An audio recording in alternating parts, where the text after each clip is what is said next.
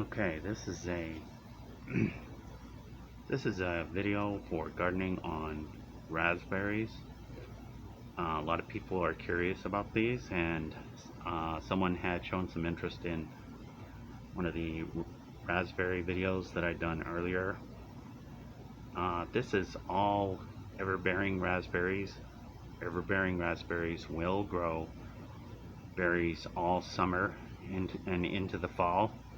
Last year and the year before and the year before that, I was getting raspberries basically until it got cold.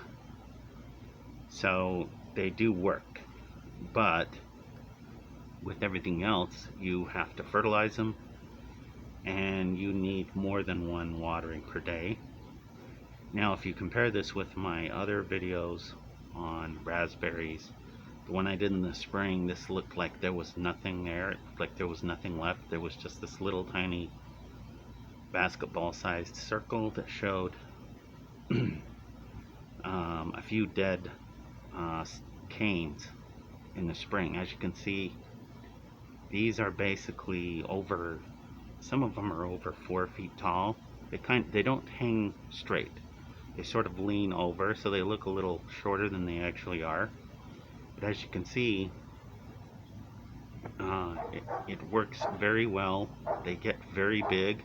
This is the exact same spot that I had filmed in the early spring when everything looked dead and there was nothing there. So here's the proof that it works. This shows you it does work. Now you do want to beware the bugs, grasshoppers, wasps, earwigs, everything really like to munch on the leaves for these. So that's going to be a separate issue that you can have, but here's the proof that it works. And then also you can take a look at how they're all bunched up together. They form a hedge to resist the heat.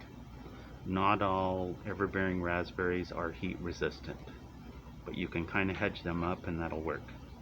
That's it for now. Thanks.